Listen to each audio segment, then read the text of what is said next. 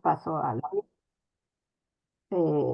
les recuerdo que tenemos el último cuaderno de Sechimex publicado ya en línea, que lo pueden bajar gratuitamente y que, bueno, nuestras conferencias están en línea disponibles, las conferencias históricas, así que tenemos un acervo importante que ofrecerles.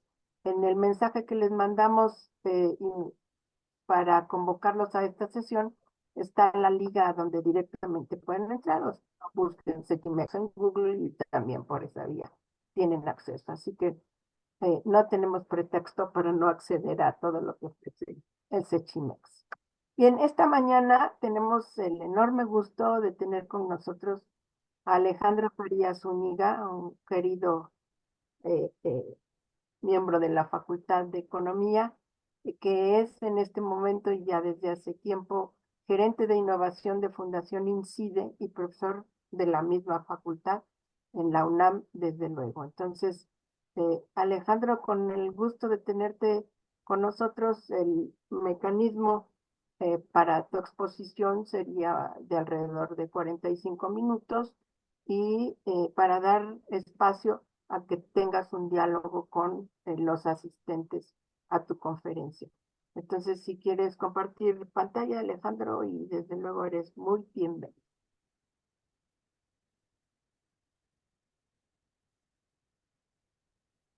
¿Qué tal? Buenos días, muchas gracias Yolanda, muchas gracias Enrique por esta invitación a compartir este espacio el día de hoy de este ciclo de conferencias del Centro de Estudios China-México. La intención del día de hoy platicarles algunos de los resultados de una investigación que hice el año pasado en el marco del programa de becas para investigadores del Centro de Estudios China-México y que se refiere al tema de transferencia de tecnología en vacunas, específicamente el estudio de caso de la empresa china CanSino Bio y de la mexicana Drogmex, que realizó el proceso de fill and finish de la vacuna Convidencia en México para distribuirla tanto en México como en Latinoamérica. Como bien comentaba la profesora Yolanda, actualmente me desempeño como gerente de innovación de Fundación INCIDE. Fundación INCIDE es una asociación civil sin fines de lucro que agrupa las principales empresas farmacéuticas mexicanas, que tiene como principal objetivo impulsar proyectos, iniciativas, acciones, políticas públicas relacionadas con ciencia, tecnología e innovación. El interés de realizar esta investigación que sometí al programa de becas de investigadores del Sechimex el año pasado es que el tema de la tecnología siempre me ha resultado apasionante desde que era estudiante de licenciatura en la Facultad de Economía de la UNAM. Me interesaba los distintos abordajes de las distintas escuelas de económico alrededor de la ciencia, la tecnología y la innovación y cómo esto se relacionaba con el desarrollo económico. Entonces, digamos, académicamente siempre fue un tema que me interesó. Posteriormente tuve la oportunidad de trabajar un poco más de 12 años en el Consejo Nacional de Ciencia y Tecnología, en el CONACYT, en la Dirección Adjunta de Desarrollo Tecnológico e Innovación, donde se implementaban las políticas públicas relacionadas con el impulso a la innovación en el sector privado. Y después de haber estado en CONACYT, me uní a la fundación y ahí, digamos, he tenido la oportunidad de conocer de primera mano el desarrollo de la innovación en la industria farmacéutica mexicana y me parecía que era interesante poder documentar este caso de CanSino y de Drogmex. Entonces, para el día de hoy me permití preparar, digamos, el siguiente contenido, dividir la presentación en 4 apartados, hacer unos breves comentarios finales y dar paso al diálogo con ustedes. El primer punto que abordaríamos sería lo que hice en la investigación, era hacer una vigilancia tecnológica de vacunas en el contexto de la política pública de ciencia, tecnología e innovación en China, como para dar un contexto y no iniciar directamente con el caso de la transferencia de tecnología entre estas dos empresas, sino tratar de contextualizarlo con una visión de más largo plazo y enmarcado en las políticas públicas que el gobierno chino ha implementado alrededor de ciencia, tecnología e innovación. Y para dimensionar, digamos, bueno, una vez que se hace esta vigilancia tecnológica, el segundo apartado habla sobre el reto que implicó para la industria farmacéutica global la fabricación y distribución de vacunas COVID en el año 2021 para combatir la pandemia.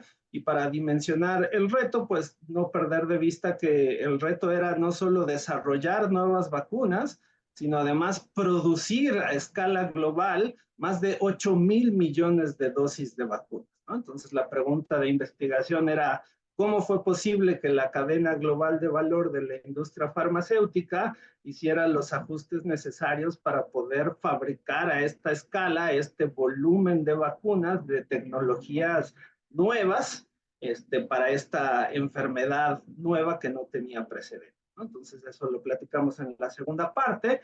El tercero es hablar un poco del proceso de fill and finish y establecer cuáles son los retos tecnológicos que enfrentan las empresas que realizan esta parte, digamos, del proceso final de tomar el componente activo de las vacunas, mezclarlo con el resto de los componentes y envasarlo en frascos que están listos para ser distribuidos para la aplicación de la vacunación en las campañas globales.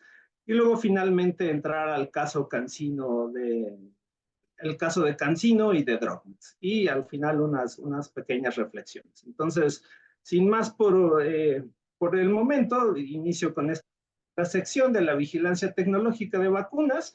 Ahí, para los que no están familiarizados con el tema, vigilancia tecnológica es básicamente recopilar, sistematizar y analizar información relacionada con tendencias tecnológicas. Y típicamente en el caso de la industria de la salud, pues las principales fuentes de monitoreo de información son las publicaciones científicas, las patentes, los proyectos de investigación y los ensayos clínicos que permiten la autorización de los productos farmacéuticos para poder llegar al mercado. Entonces, la idea era primero hacer un vistazo de cómo se ha venido desarrollando la tecnología de vacunas en China en el contexto de sus políticas públicas de ciencia, tecnología e innovación.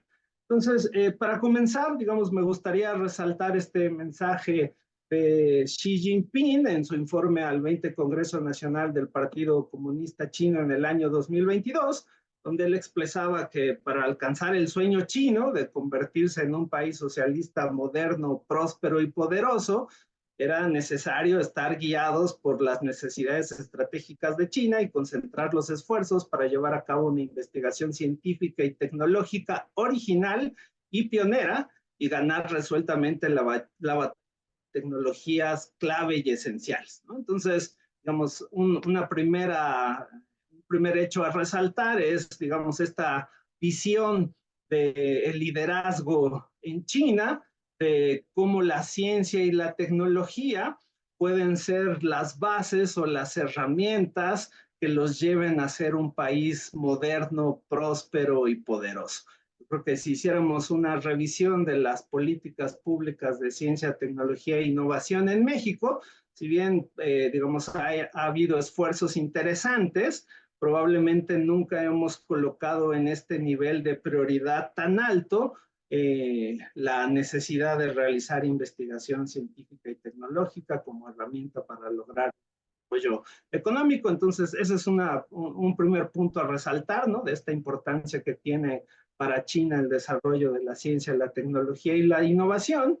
Y uno diría, bueno, está bien que esa sea la visión y está bien que eso sea lo que quieren lograr. La siguiente pregunta sería, ¿y qué tal van? ¿No? Puede ser que logren ganar esta batalla de las tecnologías claves y esenciales, y entonces ahí me encontré información publicada en septiembre de 2023, hace unos pocos meses, de este Instituto Australiano para Política Estratégica, que desarrollaron un rastreador de tecnologías claves lo que ellos hacen es identificar 44 tecnologías que son claves para, digamos, determinar el dominio tecnológico de los países, y lo que ellos encuentran en esta publicación es que de estas 44 tecnologías que ellos seleccionaron, en 37 de ellas China tiene ya el liderazgo, ¿no? Y por liderazgo a lo que se refieren es que las instituciones de investigación, ya sean universidades, institutos, centros de investigación,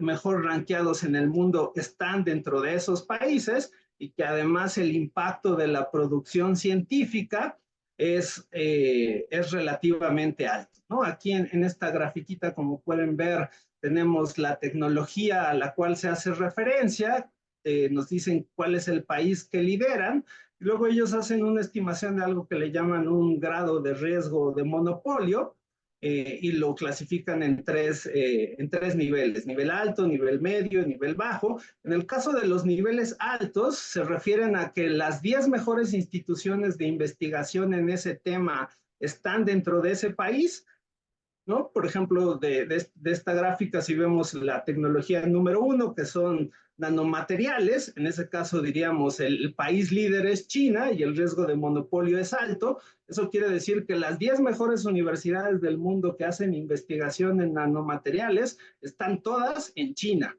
y que además la producción académica de investigación y de publicaciones de esas instituciones es 9 veces más grande que el país que ocupa el segundo lugar, ¿no? Entonces, para mí estos fueron datos muy reveladores y muy interesantes de estos resultados que está obteniendo China en la aplicación consistente de su política pública de ciencia, tecnología e innovación, que lo lleva a tener el liderazgo ya en 37 de estas 44 tecnologías, de acuerdo a esta institución australiana, ¿no? Entonces, generalmente Estados Unidos ocupa el segundo lugar en casi todas donde China está en primer lugar, Estados Unidos está en segundo, y en algunas tecnologías, en 7, Estados Unidos tiene liderazgo, ¿no? Entonces, ahí les dejo el link a la publicación si quieren revisarla con mayor detalle, pero digamos es un primer indicador de los resultados que está obteniendo China, de poner como prioridad el desarrollo tecnológico como herramienta para el desarrollo económico. Y acá tenemos un zoom a lo que se refiere específicamente a biotecnologías, donde está enmarcado el tema específico de esta investigación, que son las vacunas, ¿no? En este caso, de acuerdo a este think tank australiano, nos dicen, en el caso de la biotecnología tenemos identificadas 7 tecnologías relevantes, y de esas 7, en 4 China tiene liderazgo y en 3 Estados Unidos tiene liderazgo. En el caso de las vacunas, que es el objeto de esta investigación, lo que nos dicen es que Estados Unidos es quien tiene liderazgo en vacunas, que la principal institución académica que genera investigación y nuevo conocimiento alrededor de este tema es el sistema de universidades de la Universidad de California en Estados Unidos. Nos dicen que de las 10 principales instituciones académicas, 8 están en Estados Unidos, y que las publicaciones de impacto de estas universidades son 2.2 veces mayores que las del segundo lugar, que en este caso sería Chile, ¿no? Entonces, digamos, interesante ver, ¿no?, cómo en este caso en particular en vacunas es una de las 7 tecnologías en las cuales China todavía no logra el liderazgo, pero ocupa ya el segundo lugar, y en términos prácticos de obtención de resultados, pues podríamos decir, bueno, 3 empresas chinas distintas, Sinovac, Sinopharm y CanSino, lograron desarrollar, producir y distribuir a escala global en 2021 vacunas para el COVID, ¿no? Lo cual nos da, digamos, un resultado tangible de las capacidades endógenas de innovación que tienen las empresas farmacéuticas chinas. Entonces, esto solo como para enmarcar los resultados que va logrando China en la materia, sin entrar a demasiado detalle. Y luego, para enmarcar esta vigilancia tecnológica en estas políticas públicas de ciencia, tecnología e innovación, me basé en una investigación de Liu, Simon, Son y Cao, quienes proponen una periodización para hacer el análisis de la política pública de ciencia y tecnología basado en las conferencias nacionales de ciencia y tecnología en la República Popular China. Por cierto, uno de estos autores, el profesor Denis Simon, fue uno de los invitados al ciclo de conferencias repasado del CECHIMEX, y los invito a que vean en el canal de YouTube del centro la exposición del profesor Denis Simon, que habla específicamente sobre el desempeño en términos tecnológicos que ha experimentado China en los últimos años, y ahí pueden ver con mucho mayor detalle, digamos, este análisis sobre cómo podemos periodizar la política pública de ciencia y tecnología. Y él dice, bueno,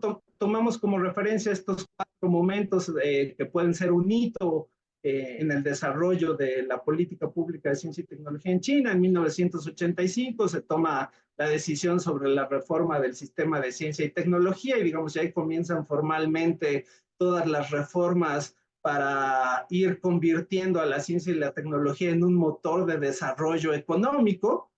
Posteriormente, en el 95, se toma la decisión para acelerar el progreso de la ciencia y la tecnología en China. En el 99 es la decisión para fortalecer la innovación tecnológica y desarrollar la alta tecnología y la industrialización. Y finalmente, en 2006, concluye con la publicación del Plan de Mediano y Largo Plazo para el Desarrollo de la Ciencia y la Tecnología en China. Y entonces, pues aquí podemos observar la manera en la cual se ha realizado la planeación de la política pública de ciencia y tecnología. Acá hay un montón de bibliografía disponible en la publicación que los invito a revisar, que está disponible también en el portal del CECHIMEX. Vienen varias referencias bibliográficas, pero si hiciéramos un resumen, digamos, de las principales características de las medidas que se derivaron de estas conferencias nacionales de ciencia y tecnología, tenemos estas que les comparto acá, ¿no? En 1985 resalta cambios en la ley de patentes y, muy importante, la promulgación de la primera ley para el progreso de la ciencia y la tecnología. Incluye también la aprobación de las zonas económicas experimentales de alta tecnología en Beijing y otros 8 zonas económicas especiales, pero en particular en el caso de Beijing, pues la constitución del Parque Científico de Zhongguancun, ¿no? Que digamos podríamos decir que es el equivalente al Silicon Valley chino. Se da inicio también a uno de los principales programas de innovación que ha implementado el gobierno chino a lo largo de los últimos 40 años, que es el programa 863. Podríamos decir es un símil al programa de estímulos a la innovación que tenía CONACYT junto con el Fondo de Innovación Tecnológica que tenía CONACYT en conjunto con la Secretaría de Economía. Son programas muy similares. Y además la identificación de algunos sectores prioritarios, entre los cuales desde el 85 observábamos que la biotecnología era ya señalizada como un área de alta prioridad para el gobierno chino. Posteriormente, en el 95, lo que vemos más es un tema de implementación de la política pública, ¿no? Acá comienzan a salir un montón de programas relacionados con políticas de financiamiento, ¿no? Otorgación de créditos en condiciones preferenciales, el otorgamiento de incentivos fiscales para empresas que hacen inversiones en investigación y desarrollo tecnológico, donde les permiten deducir de su pago de impuestos estas inversiones en desarrollo tecnológico e innovación, así como programas de subsidios, ¿no? Y si bien desde muy temprano en los 50s se había constituido una comisión de ciencia y tecnología, a partir de esta reforma de 1995, que en el año de 1998 se crea el MOST, el Ministerio de Ciencia y Tecnología de China, entonces elevando a nivel de ministerio a la entidad encargada de coordinar la política pública de ciencia, tecnología e innovación. Luego, en 1999 hay cambios muy importantes, ¿no? Acá básicamente se toman 242 instituciones públicas que se dedicaban a la investigación, y lo que se hace con ellas es que se convierten en áreas de investigación y desarrollo de empresas ya existentes, o bien las convierten propiamente en empresas tecnológicas, ¿no? Lo cual es una medida muy radical, ¿no? De ir, digamos, transformando las instituciones de investigación con una clara vocación de investigación básica a la identificación de instituciones que tenían este potencial de convertirse en generadores de investigación aplicada, ¿no? Acá, con toda proporción guardada, imaginemos que el gobierno tomara la decisión de decir, no sé, vamos a transformar a los institutos de la UNAM en empresas tecnológicas, ¿no? Como para tratar de dimensionar el tipo de medida que se tomó en 1999 alrededor de esta reorganización de las instituciones de ciencia, tecnología e innovación en China. Un énfasis en el apoyo a las empresas para desarrollar actividades de innovación tecnológica, es decir, por el lado de la oferta de la tecnología se da esta transformación de las 242 instituciones y del lado de la demanda de tecnología se incentiva a las empresas a que puedan acercarse a estas nuevas empresas de base tecnológica o estas áreas de investigación y desarrollo de empresas ya existentes para comenzar a generar proyectos de innovación. Entonces ahí, digamos, cambios muy significativos en el 99 y acá también la continuación de la definición de sectores estratégicos. Acá los semiconductores comienzan a tener un rol muy importante dentro de los objetivos de política pública ya desde 1999 y finalmente en 2006 se publica el Plan de Mediano y Largo Plazo en Ciencia y Tecnología que ya establece como una meta que China se planteaba en el año 2050 lograr el liderazgo mundial en ciencia y tecnología, ¿no? Y como les mostraba con este documento del Instituto Australiano de Política Estratégica, pues pareciera que van por buen camino, ¿no? Y que en 2024, faltando todavía 26 años para llegar al año que ellos se fijaron como meta, pues ya en 37 de 44 tecnologías lograron establecer ya ese liderazgo.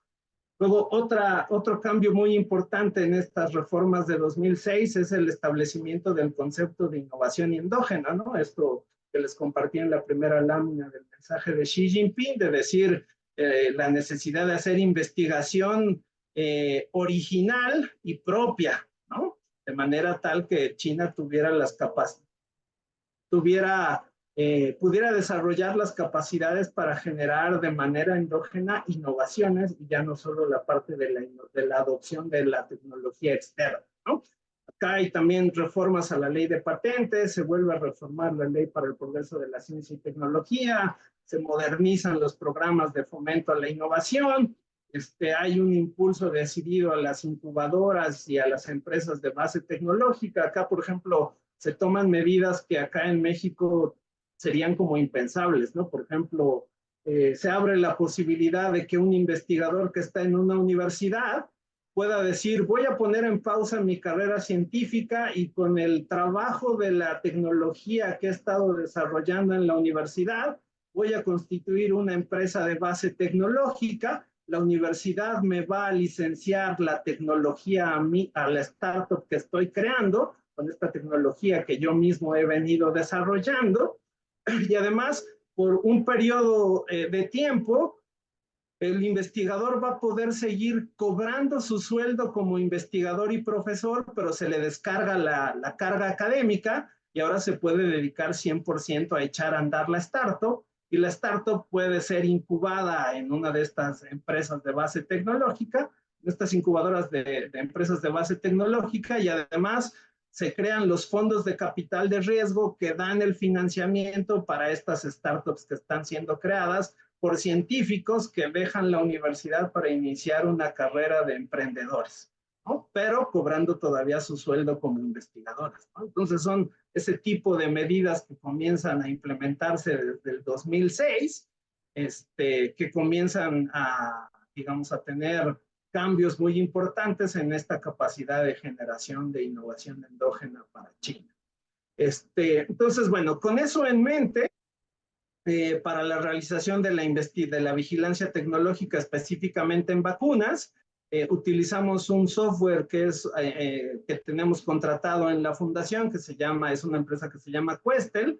La herramienta se llama Orbit Intelligence y básicamente lo que hace es realizar búsquedas tanto en literatura científica, patentes, proyectos, investigación clínica, relacionada con los temas que uno quiere investigar, ¿no?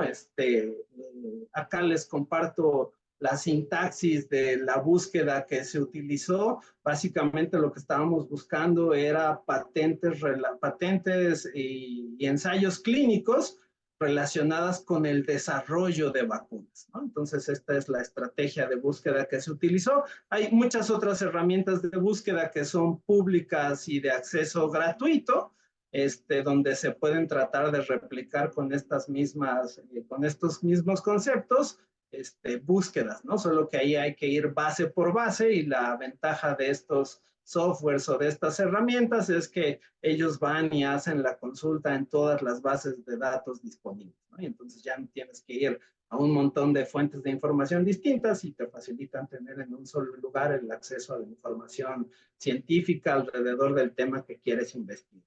Entonces, esta fue la estrategia de búsqueda, y con eso se obtienen estos primeros resultados, ¿no? Estas son las patentes sobre desarrollo de vacunas otorgadas en China y contextualizadas en estas decisiones del Comité Central del Partido Comunista de China sobre ciencia, tecnología e innovación. Entonces, ahí en las líneas azules pueden ver estas 4 conferencias nacionales de ciencia y tecnología que utilizan como criterio de periodización Liu, Cao y Simon.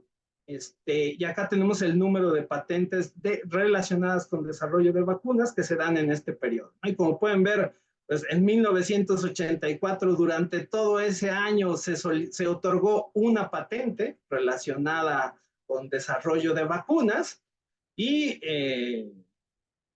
30 años después, casi 40 años después, lo que estamos observando es el otorgamiento de 1,250 patentes relacionadas con desarrollo de vacunas, ¿no? Como pueden ver, en el primer caso, con la primera decisión sobre la reforma del sistema de ciencia y tecnología en el 85, comienza a haber un incremento de las patentes, ¿no? Ese periodo de tiempo cierra con 65 patentes otorgadas. Luego viene la decisión para acelerar el progreso de la ciencia y la tecnología, y ahí termina ese breve periodo con 158 patentes otorgadas. Y luego viene esta decisión para fortalecer la innovación tecnológica, desarrollar la alta tecnología y la industrialización, donde está la conversión de los institutos y los centros de investigación en áreas de investigación y desarrollo de empresas ya existentes o en empresas de base tecnológica nuevas. Y ahí es un primer salto muy importante, ¿no? Cerrando ese periodo de tiempo con cerca de 400 patentes otorgadas en ese periodo. Y definitivamente, a partir de la implementación del plan de mediano y largo plazo, pues un boom o una explosión en el otorgamiento de patentes relacionadas con vacunas en China, cerrando en 2021 1,247 patentes otorgadas, ¿no? Obviamente 2021 muy influenciado por la respuesta de la industria farmacéutica global al desarrollo de vacunas para COVID, ¿no? Entonces, digamos, acá información cuantitativa interesante, ¿no? De cómo pasamos de solo tener una patente al año a cómo pasamos a tener 1,250 patentes en 2021. Estos números pueden ir cambiando. Recuerden que entre que uno solicita una patente y entre que efectivamente es otorgada, a veces pueden llegar a pasar 3, 4, 5 años. Entonces, probablemente si la información de 2022 y 2023 todavía es muy preliminar, y estos números pueden ir cambiando, pero ya nos muestran sin lugar a dudas una tendencia inequívoca, un incremento muy importante de la obtención de patentes como uno de los objetivos que se planteó el gobierno chino en sus políticas públicas de ciencia, tecnología e innovación. Y luego, pues uno cabe preguntarse, bueno, ok, se están registrando, se está protegiendo mucha propiedad intelectual alrededor de vacunas en China, pero tal vez son solo las empresas, las Big Pharma transnacionales que están interesadas en vender en China sus productos, y para poder hacerlo necesitan pasar por la protección de su propiedad intelectual.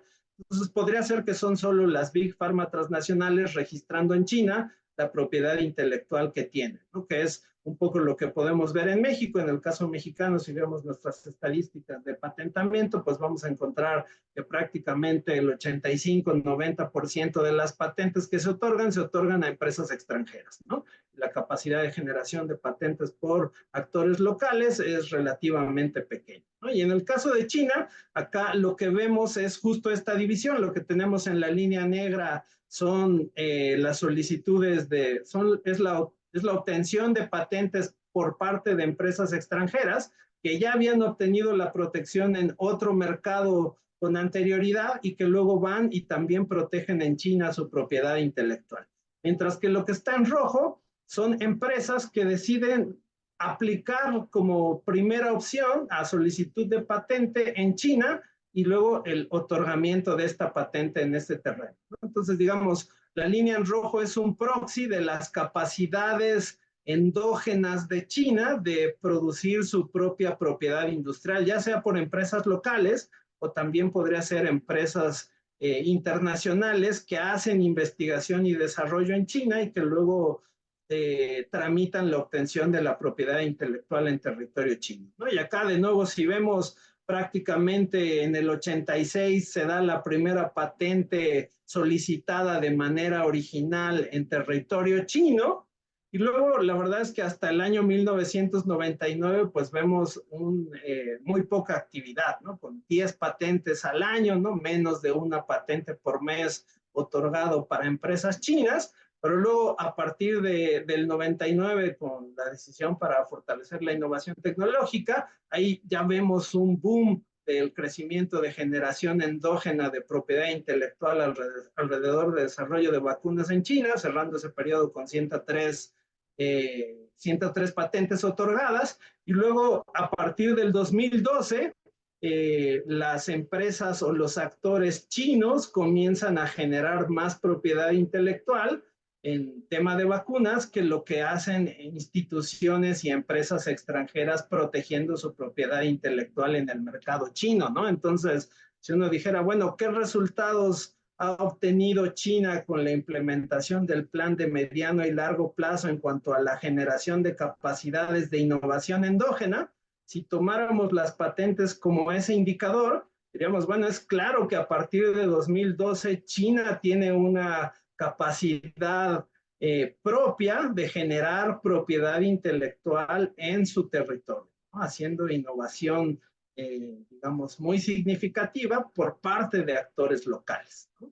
En 2021 se otorgaron 728 patentes a empresas y universidades chinas solicitando protección de propiedad intelectual en el mercado chino y 519 para empresas extranjeras haciendo lo mismo en ese mercado, ¿no? Entonces me parece que acá tenemos información muy relevante. Luego, si vamos a quiénes son los titulares de esas patentes, quiénes son los dueños de esas patentes otorgadas en China, bueno, encontramos que en primer lugar la empresa o la institución que tiene más registros otorgados es GlaxoSmithKline con 333 patentes, pero luego el lugar 2, 3, 4, 5 y 6 son empresas o universidades chinas registrando propiedad intelectual relacionada con desarrollo de vacunas, en un primer momento muy enfocado a la parte de vacunas de salud animal, ¿no? Yo diría que si echáramos un ojito con mucho detalle a estas patentes que les mostré en la gráfica anterior, que por cierto no les mencioné el número, estábamos hablando de un universo de alrededor de 14,800 patentes otorgadas en ese periodo entre el 1 de enero de 1984 y el 31 de diciembre del 2021, ¿no?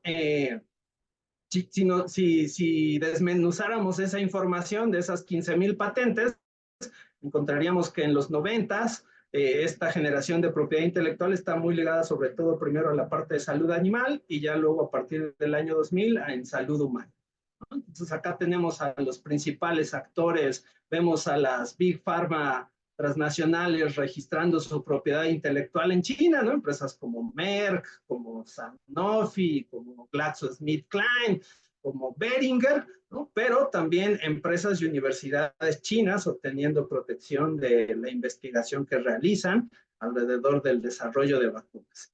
Y luego, acá, esta herramienta lo que nos permite es tomar las palabras clave que están registradas en las patentes y ligarlas con un concepto técnico, lo cual nos da una idea del tipo de tecnología que se está desarrollando o que está contenida en estas 15,000 patentes que estamos analizando, ¿no? Entonces, si tenemos todo el periodo en su conjunto, ahí con el circulito negro resaltado, ahí tenemos ahí el énfasis del desarrollo de vacunas en salud animal que tuvimos en los 80s, 90s, inicio de los 2000s, pero luego a partir del énfasis en salud humana comenzamos a ver que ya comenzamos a tener conceptos relacionados con los tipos de vacunas, ¿no? Desde la tecnología estándar de vacunación que teníamos desarrollada desde los 50, 60 del siglo pasado o año pasado, como son las vacunas de virus inactivado o de virus atenuado, hasta, digamos, tecnologías que ya se iban relacionando con plataformas tecnológicas más modernas, como las vacunas de proteínas recombinantes, las proteínas de expresión viral, ¿no? De vector viral, y las vacunas relacionadas con RN mensajero. Entonces, si tomamos esta foto 84-2001 de las tecnologías contenidas en estas 15,000 patentes, esto es lo que obtendríamos. Luego, si hacemos un zoom solo al periodo 2021-2023 como para tratar de enfatizar el tema del desarrollo de vacunas COVID, pues aquí sí ya es mucho más claro, ¿no? Que el tipo de tecnología que se estaba desarrollando incluyó tanto las tecnologías tradicionales como vacunas de virus atenuado o de virus inactivado, pero también ya plataformas más modernas como proteínas recombinantes de vector viral y vacunas de RNM mensajero, ¿no? Entonces, acá tenemos información interesante, ¿no? De cómo podemos ir sintetizando las tecnologías detrás de estas 15,000 patentes. Y luego, si dejamos bueno, si además de las patentes abordamos el tema de la investigación clínica, acá tenemos información también relevante, ¿no? Es decir, si uno obtiene una patente, eso no equivale a tener en el mercado un nuevo producto, proceso o servicio nuevo o mejorado, ¿no? Es decir, técnicamente una patente no equivale a una innovación. Si lo que queremos es llevar al mercado una nueva vacuna para atender la salud humana, entonces, forzosamente lo que necesitamos es hacer investigación clínica, ¿no? Es decir, primero necesitamos hacer investigación preclínica y mostrar que el principio activo de lo que nosotros estamos estudiando tiene una acción terapéutica relevante para la diana terapéutica que escogimos. Primero hay que hacer investigación en modelos animales, ¿no? Y eso típicamente es investigación preclínica. Y una vez que mostramos in vitro, in vivo o en modelo animal que efectivamente el compuesto que nosotros aislamos o sintetizamos efectivamente tiene una acción, tiene la acción esperada contra la enfermedad que estamos estudiando, entonces en ese momento podemos solicitar el ensayo de investigación clínica fase 1 en humanos. Típicamente vamos a tomar a poquitas personas y lo principal es estudiar la seguridad de la vacuna, ¿no? Es decir, a ver, lo que más nos interesa es si yo le pongo, si le inyecto a una persona esta vacuna, tengo que asegurarme que los efectos secundarios no van a ser graves, ¿no? Y que no va a causar daño en lugar del efecto positivo o terapéutico que estamos esperando. Y conforme vamos avanzando en la investigación clínica, necesitamos llegar hasta ensayos clínicos fase 3, donde ahí ya necesitamos tener poblaciones mucho más grandes y estadísticamente significativas, probar que la vacuna es segura y probar que la vacuna es eficaz, y en ese momento entonces podemos obtener por parte de los entes regulatorios las aprobaciones para comenzar a distribuir en el mercado la vacuna que estuvimos desarrollando, ¿no? Entonces, típicamente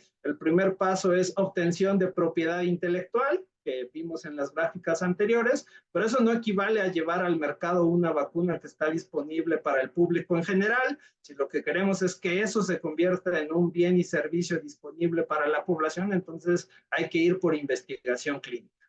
Entonces, si checamos la investigación clínica, ahí diríamos, bueno, pues hasta el 2006 prácticamente la investigación clínica en vacunas en China era prácticamente inexistente, ¿no? Y es hasta el plan de mediano y largo plazo que comenzamos a ver ya de manera activa la realización de ensayos clínicos en territorio chino con miras a obtener aprobación de los entes regulatorios para poder introducir al mercado la vacuna que está protegida a través de una patente con el desarrollo tecnológico que estuvimos desarrollando. Entonces acá también, digamos, vemos a partir del año 2006 una actividad mucho más importante esta intención de convertir la propiedad intelectual en productos y servicios que llegan al mercado.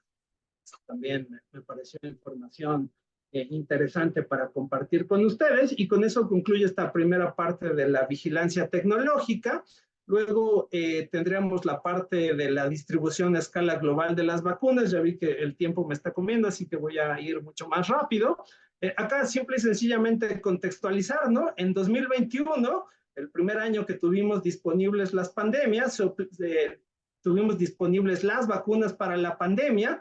Básicamente se aplicaron 8,000 millones de dosis, ¿no? Eso quiere decir que fue necesario producir en un solo año 8,000 millones de dosis de vacunas de un producto nuevo que no existía en el año 2020 y que además era necesario hacerlo en un contexto de confinamiento, viajes restringidos, interrupción de las cadenas de suministro, problemas logísticos, altísima demanda de equipos, materiales, insumos. Entonces no era solo el reto de desarrollar las vacunas, sino era también producirlas y distribuirlas a escala global en estas magnitudes de 8,000 millones de dosis, ¿no?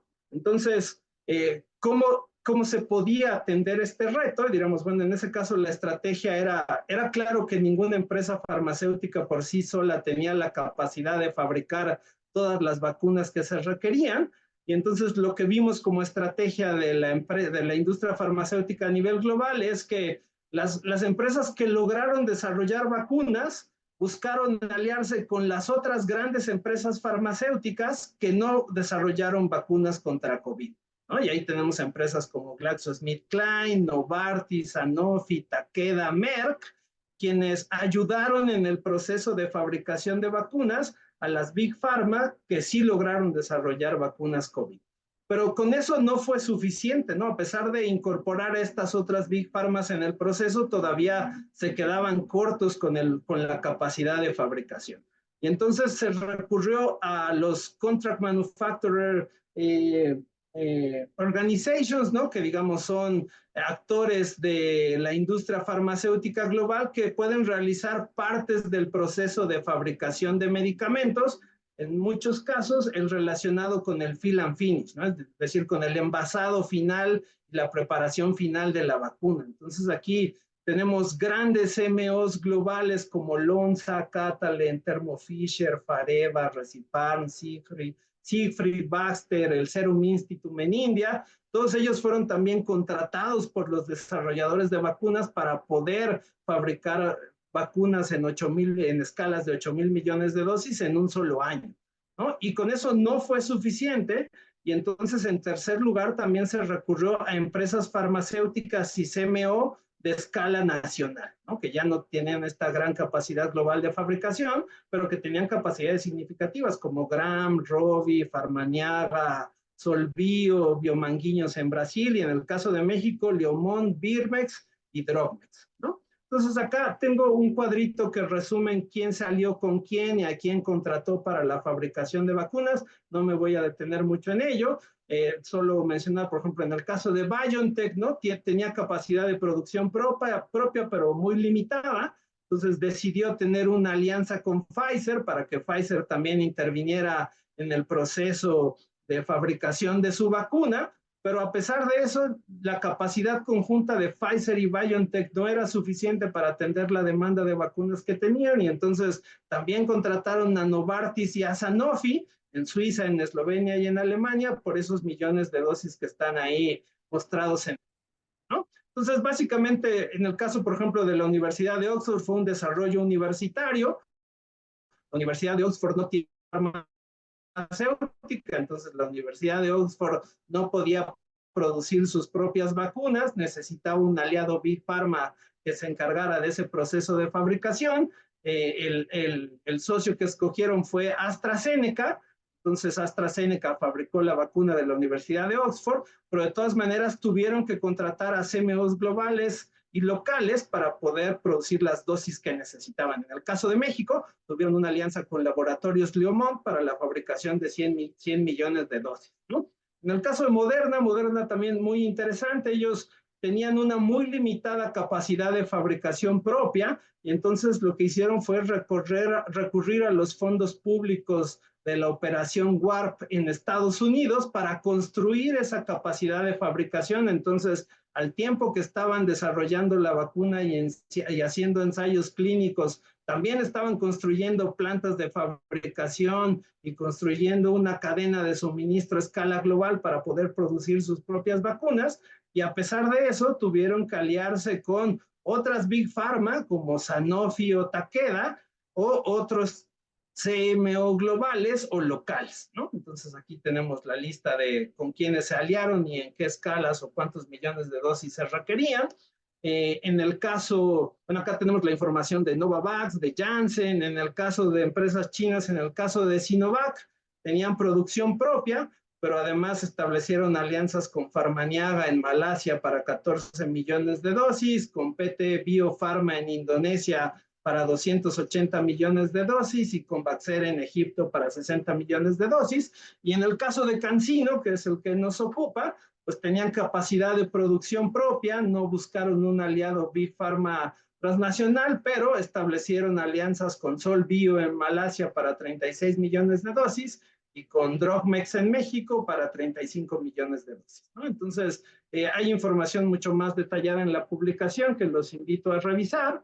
Luego está la parte del reto tecnológico del fill and finish. Aquí simplemente es poner en contexto, a veces es común pensar que el proceso de fill and finish es un proceso relativamente simple de hacer y que equivale a hacer como maquila textil, por ejemplo, ¿no? Y la realidad es que el proceso de fill and finish es complejo, es intensivo en capital, es de alto valor agregado, requiere recursos humanos altísimamente especializados, y típicamente puede ser, digamos, caracterizado a través de estos procesos, ¿no? Es primero la capacidad de recibir el principio activo y ver que cumple con las especificaciones que se necesitan, luego almacenarlo en instalaciones especiales, muchas veces con una cadena de frío muy significativa, luego hacer el proceso de formulación de la vacuna junto con un proceso de filtrado final, para luego ya hacer el proceso de inyección en polletas y viales, y después de eso hay que garantizar que la vacuna cumple con todas las normas de calidad requeridas para asegurarnos que es segura y que es eficaz, y poder distribuirla teniendo un sistema de etiquetado y empaquetado que garantice la trazabilidad, ¿no? Que pueda garantizar que la persona tal que recibió la vacuna tal día era de tal lote, que salió de tal fábrica, que venía de este banco celular, y poder tener el rastreo completo de toda la cadena. Entonces, son tecnologías complejas, no son cosas fáciles de hacer. Digamos, algunas cosas a destacar rápidamente, por ejemplo, en el caso de las vacunas de RNA mensajero, requieren proceso de ultracongelación con temperaturas de menos 80 grados centígrados, y requieren además nanopartículas de lípidos que protegen el principio activo, y eso hace que el proceso de fill and finish sea muy completo. En el caso de tecnologías más convencionales o estándar como virus atenuado o virus inactivado, pues ahí requieres tener el virus en sí mismo, entonces eso te lleva a tener instalaciones de biocontención con niveles de seguridad 3, ¿no? Que implican sistemas de flujos de aire complejos, sistemas de acceso controlado con doble puerta, ducha descontaminante, uso de trajes especiales, autoclaves, mecanismos de descontaminación del agua que se utiliza, etcétera, ¿no? En el caso de las vacunas de vector viral, pues eran, digamos, también se requieren controles de temperatura estrictos, pero con temperaturas que van entre 2 y 8 grados centígrados. Y además, las pruebas de calidad que se requieren son complejas, ¿no? Para ver que el principio activo y la vacuna cumplen con las características.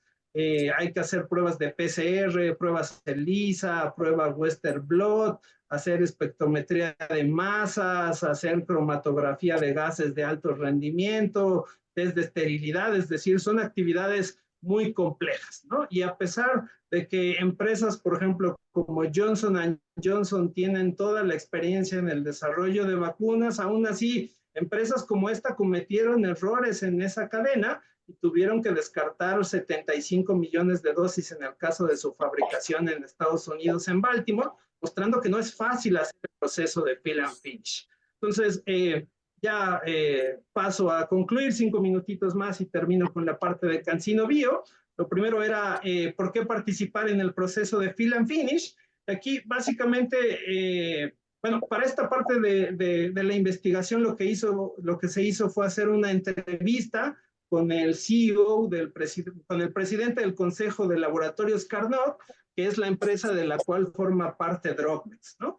Entonces, ¿por qué participar en el proceso de fill and finish? Lo que nos decía el presidente ejecutivo de la empresa. O sea, bueno, nosotros ya teníamos experiencia en el manejo de inyectables estériles y teníamos una planta certificada con capacidades de producción relevantes, ¿no? Entonces, lo primero es, decíamos, teníamos ya ciertas capacidades, no teníamos específicamente experiencia en vacunas, pero creíamos que podíamos desarrollarlas en un tiempo corto. Entonces decíamos, ok, si queremos participar, la segunda pregunta es ¿qué tipo de vacuna sería la que sería más factible para nosotros fabricar? Y entonces, dado las características de las vacunas de mRNA y los procesos de ultracongelación o la parte de instalaciones de biocontención con bioseguridad nivel 3, hacía que las de virus atenuado e inactivado no fueran factibles. Entonces, ellos dentro de su análisis decidieron que las vacunas de vector viral eran aquellas en las cuales podían tener una incorporación más fácil para hacer el proceso de fill and finish de alguna de las vacunas, ¿no? Entonces, una vez que decidieron que era una vacuna de vector viral la que era idónea para ellos, pues habría que decir, bueno, pues cuáles de las que están en el mercado tienen esta tecnología. Entonces eran Janssen, AstraZeneca, el Instituto Gamaleya y CanSino Bio, eran las empresas que habían desarrollado vacunas contra COVID, que tenían esta tecnología en específico de vacuna de vector viral, que se acercaba más a las capacidades con las cuales ya contaba Drogmex en México, y decidieron que CanSino Bio podía ser el aliado idóneo, porque las Big Pharma estaban concentradas en contratar a otras Big Pharma o CMO globales, y en el caso del Instituto Gamaleya, pues con una alianza muy particular con India, ¿no? Entonces consideraron que CanSino Bio era el socio inicial. Drogmex fue quien inició el contrato, mandaron su site master file especificando sus capacidades, le hicieron una propuesta general de costos, capacidades de producción y cronograma de trabajo a CanSino, y CanSino consideró que ellos podían ser un aliado potencial para hacer el fill and finish de su vacuna en México, y con eso comenzaron el proceso de due diligence mutuo, que estos suelen ser procesos largos y complejos, donde intervienen los equipos legales, financieros, de desarrollo de negocios, pero acá se concentraron primero solo en la parte técnica y dejaron para después todas las otras partes relacionadas con el due diligence. Y luego, una vez que se tomó esa decisión de tener esa alianza con CanSino, pues lo que Drogmex tenía que hacer era decir, bueno, si vamos a fabricar vacunas, si vamos a fabricar 35 millones de dosis, pues la planta que ya tenemos, que tiene estas capacidades, necesitamos dejar de producir lo que estamos produciendo ahora y necesitamos reconvertir la planta para dedicarla exclusivamente a la fabricación de la vacuna de CanSino, ¿no? Entonces eso implicaba renegociar los contratos que tenían vigentes con otras farmas mexicanas, y establecer el tipo de adecuaciones e inversiones que tenían que hacer en la planta para poder hacer, digamos, este reto de fabricación, ¿no? Luego tenemos la parte del proceso regulatorio, ¿no? Para que las vacunas de CanSino llegaran a nuestros brazos, en el caso de los que somos parte de la comunidad académica y que recibimos la vacuna de CanSino, los profesores en el caso mexicano, había que pasar por 3 procesos de regulatorios. Una era obtener la aprobación de emergencia para la vacuna, había que certificar la planta de Drogmes para producir biotecnológicos, y una vez que las vacunas estuvieran producidas, había que obtener la liberación de esas vacunas, ¿no? Entonces eran tres aprobaciones que era necesario realizar. Afortunadamente las 3 lograron hacerse. Los ensayos clínicos iniciaron en México el 6 de noviembre de 2020 en el Instituto Nacional de Nutrición Salvador Subirán. En el caso de Drogmex obtuvo la certificación GMP de biotecnológicos en febrero de 2021, y una vez que se fabricaron los primeros lotes de vacunas, pues se liberaron en marzo de 2021, ¿no? Acá simple y sencillamente señalar que los entes regulatorios, marcadamente COFEPRIS, tuvo un papel muy proactivo y de acompañamiento, asegurando el cumplimiento estricto de las normas de calidad para poder acelerar el proceso de aprobación requerido, estos 3 que ya les mencioné, ¿no? Entonces, tuvimos este timing, el 6 de noviembre de 2020 iniciaron los ensayos clínicos, el 8 de febrero estaba el uso de emergencia autorizado, la planta de Drogmex obtuvo certificación para fabricar biotecnológicos el 18 de febrero, y para el 22 de marzo se estaban liberando los primeros lotes de la vacuna. Y acá simple y sencillamente resaltar, para que esto sucediera, ¿no? Para que el uso de emergencia estuviera el 8 de febrero y luego la planta de Drogmex tuviera su certificación el 18 de febrero, 10 días después, pues el proceso tuvo que correrse de manera paralela, ¿no? Es decir, Drogmex tuvo que tomar la decisión de parar la planta, renegociar contratos, adecuar la planta y transferir la tecnología, todo eso mientras se realizaban los ensayos clínicos fase 3, porque si se esperaba tener el uso de emergencia, entonces la certificación de la planta y la liberación de los primeros lotes de vacunas no hubieran sucedido en 2021, hubieran sucedido en 2022, muy tarde ya, ¿no? Las vacunas se necesitaban en 2021. Entonces ahí Drogmex tuvo una decisión de riesgo muy importante, ¿no? Porque tuvo que hacer inversiones, reconvertir planta, renegociar contratos vigentes para un producto que no sabía si iba a obtener la autorización de uso de emergencia. Si COFEPRIS no hubiera dado la autorización de uso de emergencia, entonces todas las inversiones que hizo Drogmex en el Inter se hubieran perdido por completo, ¿no? Y se hubiera podido poner incluso en riesgo la existencia misma de la empresa. Entonces ahí decisiones muy importantes que tuvieron que hacerse de manera conjunta. Me faltan 2 laminitas y termino. Una es la participación de universidades como algo muy destacado. Drogmex se asesoró tanto con el Instituto de Biotecnología de la UNAM como con la Unidad de Desarrollo e Investigación en Bioterapéuticos, la UDIBI, del Instituto Politécnico Nacional, y ahí se conformó una red de expertos académicos que asesoraron a Drogmex en el proceso de transferencia de tecnología y en los métodos analíticos para garantizar que el principio activo y la vacuna cumplían con las especificaciones que se requerían. Entonces, digamos, ahí 3 instituciones públicas tuvieron un rol muy destacado: el Instituto Nacional de Nutrición Salvador Subirán, Instituto de Biotecnología de la UNAM y la UDIBI del Politécnico, ¿no?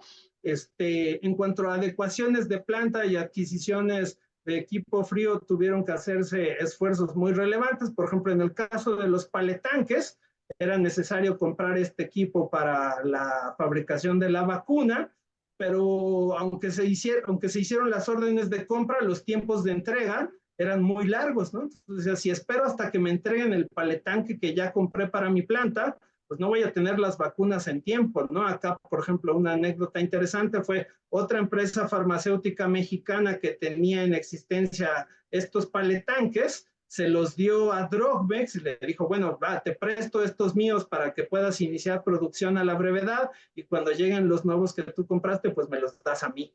¿no? Pero digamos, si no hubiera sido por esta otra empresa farmacéutica mexicana, no se hubiera podido cobrar eso.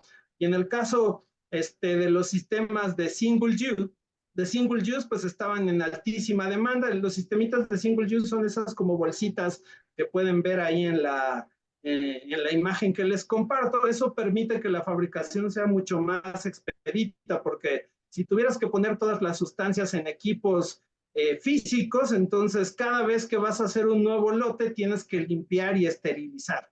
Pero si tienes estas bolsas o estos sistemas de uso de una sola vez, entonces eso te permite con mucha celeridad y agilidad estar cambiando los principios activos de los distintos lotes sin tener que parar la fabricación. Esos sistemas estaban en altísima demanda a nivel global. Digamos, en este caso se contó con el apoyo de un proveedor global, una empresa alemana que se llama Sartorius, quien garantizó el abasto de este tipo de bolsas de un solo uso para poder echar a andar la fabricación.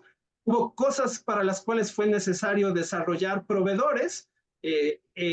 No había, aunque Drogmex intentó asegurar frascos para las vacunas y los tapones, no lograron que ningún proveedor lograra venderles los tapones y los frascos que ellos necesitaban, y entonces hicieron ahí un programita de desarrollo de proveedores muy interesante con una empresa mexicana que se llama Sinapu, para el caso de los frascos de vidrio, con una empresa estadounidense que se llama Aptar, que tiene planta en Querétaro, quienes desarrollaron los tapones para esos frascos de viales, ¿no? Entonces, con eso concluyo la presentación, perdón por haberme extendido de manera significativa en el tiempo, ya solo como comentarios finales, no conclusiones, porque en realidad creo que esto lo que abre es una beta de nuevas investigaciones, nuevas líneas de investigación. Uno es, digamos, resaltar la posibilidad de incrementar la colaboración entre empresas farmacéuticas mexicanas y empresas farmacéuticas chinas.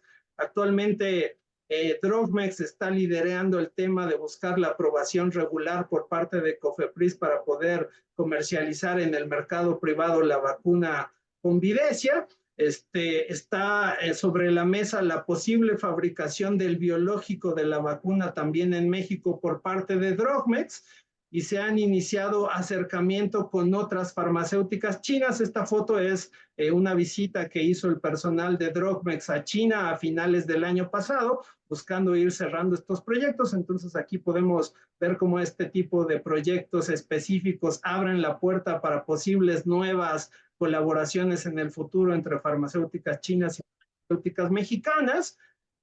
Otra línea de investigación que creo que puede ser muy relevante es qué podemos aprender de la política pública de ciencia, tecnología e innovación, ¿no? Lo que vemos es que mientras China tiene un compromiso inquebrantable con el financiamiento a la ciencia, tecnología e innovación, alcanzando 2.5% del Producto Interno Bruto, en el caso mexicano, en la Ley de Ciencia y Tecnología que estuvo vigente hasta hace un par de años, se tenía la meta de alcanzar el 1% del Producto Interno Bruto como gasto de investigación y desarrollo experimental, lo cual nunca se cumplió.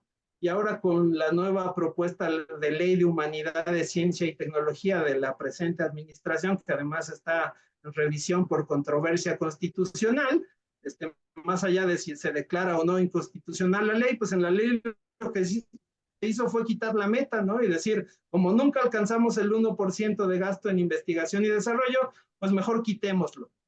No tenemos una meta específica de compromiso de financiamiento a la ciencia, a la tecnología y la innovación. Entonces, creo que ahí podemos aprender mucho de lo que China ha hecho en materia de ciencia, tecnología e innovación para poder aplicarlo en México. Y finalmente, con esto cierro, creo que sin lugar a dudas todos hemos atestiguado cómo el gobierno de Estados Unidos ha tomado medidas comerciales muy agresivas alrededor del tema de semiconductores y baterías eléctricas, vehículos eléctricos respecto a China, ¿no? Y ahí hemos visto, digamos, tanto programas de financiamiento como legislación alrededor de esos dos sectores en particular, pero muy recientemente, ¿no? Bueno, desde que con la orden ejecutiva 14017 se hizo este estudio de la resiliencia de las cadenas de suministro. Ya desde ahí la administración Biden decía, bueno, tenemos que disminuir nuestra dependencia tanto de principios activos como de medicamentos que vienen de China y que vienen de India, ¿no? Y recientemente incluso tenemos ya iniciativas de ley en el Congreso de Estados Unidos donde se prohíbe, digamos, contratar, hacer compras públicas o obtener financiamiento para investigación y desarrollo para las empresas farmacéuticas chinas, ¿no? Entonces me parece que el siguiente sector que Estados Unidos está identificando como crucial para tratar de combatir el liderazgo chino en la materia es el tema farmacéutico, ¿no? Y entonces eso abre un esquema interesante de cómo México puede aprovechar o tratar de insertarse en este contexto donde Estados Unidos busca, digamos, redirigir o diversificar su abastecimiento de medicamentos y disminuir todo lo que viene de China, ¿no? Entonces, con eso cierro mi participación. Una disculpa por haberme extendido en el tiempo originalmente propuesto, y ahora si tienen preguntas, con mucho gusto podemos tener un diálogo por el tiempo que sea todavía factible. Gracias, Alejandro. A ver, ya tienes una lista de preguntas y comentarios en el chat. Creo que puedes ver el chat. Sí, correcto. Entonces tú administra tus respuestas si quieres sintetizando en el caso de algunas preguntas, teniendo en cuenta el tiempo desde luego. ¿Ok? Claro. Adelante, Alejandro. Y si quieres descompartir tu presentación. Claro. Y denme un segundito para tratar de ir organizando las preguntas que están en el chat. Creo que tenemos un grupo de preguntas que están relacionadas con este tema de política pública de ciencia, tecnología e innovación. Ahí, digamos, creo que la literatura que ya existe es respecto a la política pública de ciencia, tecnología e innovación es vasta y es muy interesante. Creo que el esfuerzo de hacer la comparación entre lo que México puede aprender o las lecciones aprendidas que podríamos tomar del caso chino para México pueden ser una línea de investigación muy interesante para quien tenga interés en esos temas en particular. Creo que esto que mencionaba al inicio, pues, comenzando por la parte de financiamiento, es muy relevante, ¿no?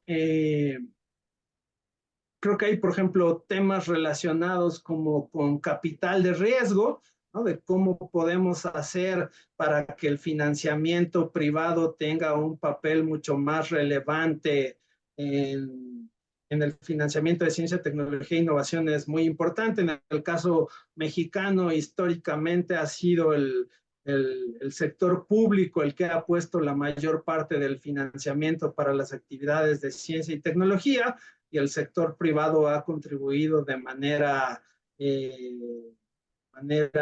digamos, no en la magnitud esperada en algunos sectores, ¿no? Por ejemplo, en el caso de la industria farmacéutica, me parece que sí hay una inversión relevante de las farmas mexicanas en procesos de investigación y desarrollo, pero es un sector que es la excepción, no es la regla, ¿no? Y ahí lo que vemos en el caso de China es esta promoción muy activa de los fondos de capital de riesgo como un complemento del financiamiento público. En el caso mexicano,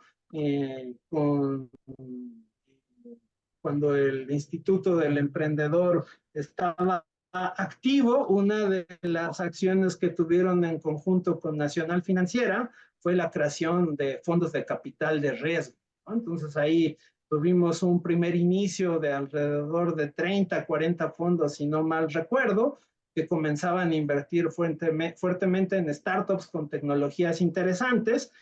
Y creo que últimamente esto va tomando fuerza, ¿no? Y aprovecho para hacer un pequeño comercial. En el caso de Fundación Incide, el próximo 25 de abril vamos a lanzar un programa de incubación para tecnologías en el sector salud en etapas tempranas. Entonces, la idea es identificar desarrollos que estén en las universidades, en los centros de investigación, en los institutos nacionales de salud, que tengan investigadores en lo particular o emprendedores o empresas de reciente creación de base tecnológica para ayudarlos en el proceso de levantamiento de capital para obtener el fondeo que se necesita, ¿no? Por ejemplo, en el caso de salud, típicamente las universidades llegan hasta la parte de investigación preclínica, porque hasta ahí, digamos, estamos hablando de cientos de miles de dólares o algunos entre 2 y 5 millones de dólares para poder hacer la investigación preclínica necesaria para luego poder ir a COFEPRIS y decir,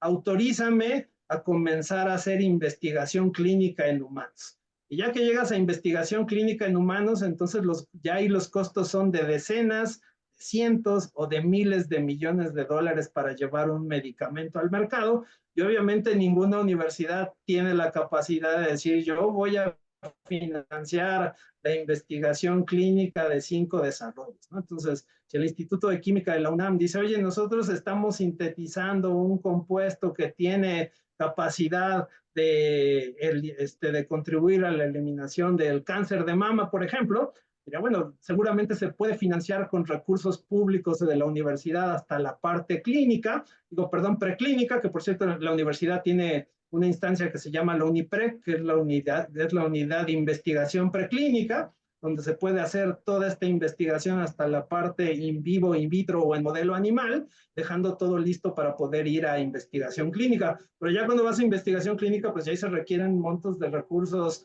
muy considerables y entonces ahí es cuando los fondos de capital de riesgo pueden tener una participación interesante. En el caso de las farmacéuticas mexicanas, muchas ya cuentan con vehículos de inversión interesante, por ejemplo, Laboratorio Sofía, que es una empresa mexicana de oftalmología, ellos tienen su propio corporate venture capital que se llama Vision Ventures y ellos invierten en desarrollos oftalmológicos en etapas tempranas. Tienes una tecnología relacionada con la oftalmología, Vision Ventures te puede poner el dinero para hacer el desarrollo necesario para llevar la tecnología a los ojos de los mexicanos, ¿no? Y así cada una tiene sus propios vehículos de inversión. Creo que esa parte es algo donde tenemos mucho que aprender de China. Y luego está todo el debate del tema de la transferencia de tecnología, que es parte del debate que tenemos ahora con la Ley de Humanidades, Ciencia, Tecnología e Innovación, sobre quién es el titular de la propiedad intelectual, cómo se pueden hacer estos procesos de licenciamiento o transferencia de tecnología de las universidades al sector productivo, ¿no? De manera tal que se conviertan en productos que lleguen al mercado y que generen inversión, empleos, derrama económica, ¿no? Eso creo que es un debate que también tenemos ahí pendiente de abordar en México y que probablemente de China podríamos obtener algunas lecciones interesantes. Déjame ver aquí, por ejemplo, Francisco Curibreña, que él sabe más de biotecnología que yo. Francisco, un gusto saludarte. Él nos pregunta cuántos laboratorios mexicanos son capaces de recibir una transferencia de tecnología de China, ya sea para fill and finish o para fabricación de cero. Ahí, por ejemplo, el tema de vacunas es muy interesante, ¿no? En la década de los 60, los 70, nosotros como México teníamos la capacidad de producir todas las vacunas que se requerían para el Programa Nacional de Vacunación. Y luego, la década de los 80, en los 90, con el surgimiento de nuevos desarrollos tecnológicos y con esta tendencia de reforma económica, con el achicamiento del Estado, se decidió que era mejor comprar las vacunas en alguna otra parte del mundo si es que eran más baratas, ¿no? En lugar de promover la fabricación nacional de las vacunas. Y ahí dejaron de producirse vacunas en México por mucho tiempo, ¿no? Ahí, por ejemplo, hay unas iniciativas interesantes en el caso del Instituto de Biotecnología de la UNAM, junto con el gobierno del estado de Hidalgo, tienen un proyecto de hacer una planta piloto de biotecnológicos justo para producir en pequeña escala los compuestos que se requieren para hacer la investigación preclínica y clínica en México. Este es un proyecto que lleva varios años tratando de nacer, pero que esperamos que finalmente pueda ver luz, y es una iniciativa interesante entre el Instituto de Biotecnología de la UNAM y el gobierno del estado de Hidalgo. Y en cuanto a las farmas mexicanas, digamos, actualmente una de nuestros asociados, que es Probiomed, la biofarmacéutica de México, Probiomed actualmente produce vacuna para hepatitis B, y me parece que es la única empresa mexicana que está fabricando vacunas en este momento. En el caso de las vacunas COVID, pues Drogmex fue capaz de hacer esta transferencia de tecnología con CanSino. Laboratorios Leomont también tuvo la capacidad de hacer el proceso de fill and finish para la vacuna de AstraZeneca, y Birmex, ahí, digamos, empresa del Estado mexicano, hizo la parte del proceso de fill and finish para la vacuna Sputnik del Instituto Gamaleya, ¿no? Entonces, una tendencia que observamos nosotros en la fundación es que las empresas mexicanas comienzan a moverse hacia productos biotecnológicos, y dentro de sus estrategias de desarrollo de portafolio de productos está tanto la generación de productos propios. Todas las farmacéuticas que forman parte de nuestra asociación tienen un área de investigación y desarrollo, tienen centros donde trabajan entre 80 y 200 científicos desarrollando nuevos medicamentos, y típicamente le destinan alrededor del 5% de las ventas totales al área de investigación y desarrollo, ¿no? Y se están comenzando a mover hacia la parte de biotecnológicos, ¿no? Y ahí podríamos tener, digamos, ahora con estas capacidades adquiridas, al menos por Leomont y por CanSino, más las que ya tienen empresas como Probiomed, yo creo que podríamos con cierta facilidad, con las políticas públicas adecuadas, fomentar la fabricación de vacunas en México con nuevas tecnologías como vacunas de RNA mensajero, o vacunas de vector viral, ¿no? Creo que ahí tenemos oportunidades muy interesantes. Eh, Luego acá alguien pregunta sobre el tema, dice el principal, Francisco también nos dice, el principal comprador de vacunas en México es sin duda el gobierno.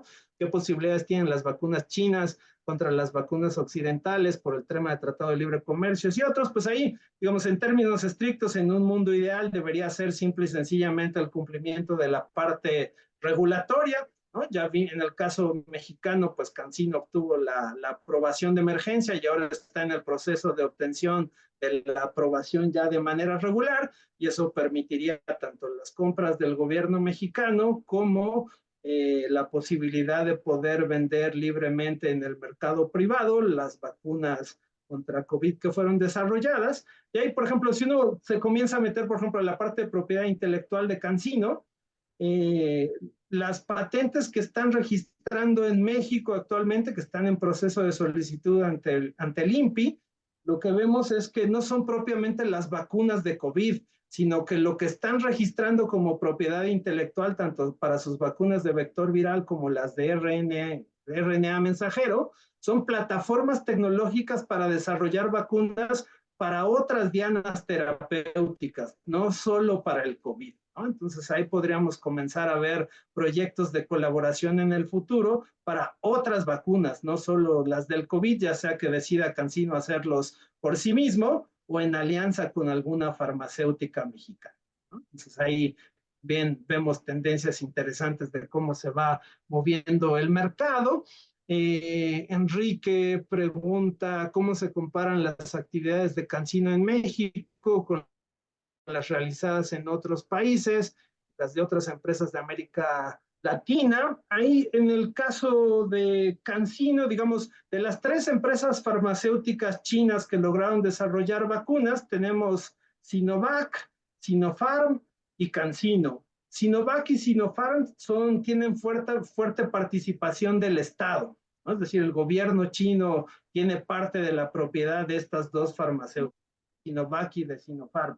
CanSino es un caso raro porque es una empresa completamente privada, ¿no? Ahí no tiene participación del gobierno chino, y por tanto es la que tiene la menor escala, ¿no? Además de que esta vacuna, digamos, CanSino es una empresa de base tecnológica que comienza a desarrollar tecnología alrededor de las vacunas, que salió a bolsa, que pasó por el proceso de levantamiento de capital para madurar sus tecnologías, pero no había introducido al mercado ningún producto. La vacuna COVID es la primera cosa que venden, ¿no? Es la primera generación de ingresos que tiene la empresa y entonces ha tenido una estrategia, me parece, más conservadora, ¿no? En el caso de América Latina, que tengamos registros solamente con Drogmex en México fue la única alianza que se estableció, aunque recientemente en las noticias ha salido y se ha hecho pública una posible alianza entre AstraZeneca y CanSino para desarrollar vacunas, ¿no? Entonces ahí podrían, digamos, dentro de la parte de la estrategia de desarrollo de CanSino, si uno observa sus registros de propiedad intelectual en México y en América Latina, pareciera que están interesados en proteger su propiedad intelectual en México y en América Latina, y eso nos lleva a decir, bueno, seguramente están pensando en introducir al mercado estas vacunas que están desarrollando, ya sea que las produzcan en China y las envíen a México y América Latina, o que establezcan algún acuerdo de fabricación con otra farmacéutica como Drogmex o como AstraZeneca para tratar de atender el mercado latinoamericano, ¿no? Y ahí el tema digamos, ahí no tengo ninguna información que indique eso, pero podríamos pensar, así como ahora decimos, bueno, ¿qué pasa si BYD viene y pone una planta de autos eléctricos en México y desde aquí quiere exportar vehículos a Estados Unidos? Ahí diríamos, bueno, probablemente Estados Unidos no vería con muy buenos ojos que eso sucediera. Ahora, si esas posibles inversiones de BYD en México cumplieran con lo que dicen las normas de origen del tratado, pues no podría haber un impedimento estrictamente para que Estados Unidos dijera, a ver si cumplen con las normas de origen, no habría razón por la cual no pudiera BYD exportar vehículos eléctricos fabricados en México a Estados Unidos, y con la parte farmacéutica sería lo mismo, ¿no? Mientras cumpliéramos con las normas de origen, los requerimientos del tratado, y aquí me parece que la principal barrera de entrada sería sobre todo regulatoria, ¿no? De si la FDA otorgaría los registros sanitarios que permitieran comercializar en Estados Unidos los productos que desarrolla CanSino. Eso lo veo más difícil y como les comentaba en la última lámina de la exposición, comienza a haber propuestas de legislación para vetar las compras de productos farmacéuticos que vienen de biotecnológicas chinas, ¿no? Todavía no es una ley aprobada, es una iniciativa de ley que está en el Senado y que luego necesitaría pasar en el Senado y luego necesitaría ir al Congreso tener la aprobación, pero pareciera que esa es la tendencia, ¿no? Yo ahí vería que sobre todo la parte regulatoria podría ser la principal barrera a la entrada de productos farmacéuticos chinos hacia Estados Unidos, aunque actualmente Estados Unidos tiene, y bueno, Estados Unidos y todo el mundo, todos tenemos una dependencia tecnológica de los principios activos farmacéuticos que vienen de China y de India. Entonces ahí hay retos interesantes. Déjenme ver si veo alguna otra pregunta.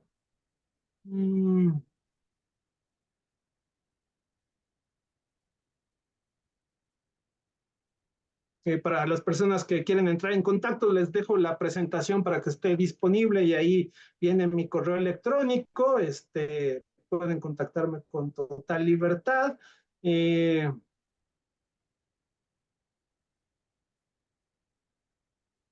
Sobre el caso de Liomont y AstraZeneca, ahí no he tenido oportunidad de platicar de primera mano con la gente de Liomont sobre cómo fue el proceso, pero es una de las cosas que tenemos ahí en puerta como posibles nuevas investigaciones, documentar no solo este caso CanSino Drogmex, sino tratar de documentar el caso de laboratorios Liomont y AstraZeneca. Y bueno, creo que en general esas son las preguntas que alcanzo a ver. Muy bien. Alejandro, pues aquí terminamos esta sesión con tan interesante exposición. Quedas invitado desde luego para próximas sesiones, para que sigamos enterándonos y aprendiendo de este tema. Les deseo a todos un magnífico miércoles y nos vemos en 15 días. Muchas gracias. Muchas gracias por la invitación. Hasta Saludos. luego. Hasta luego.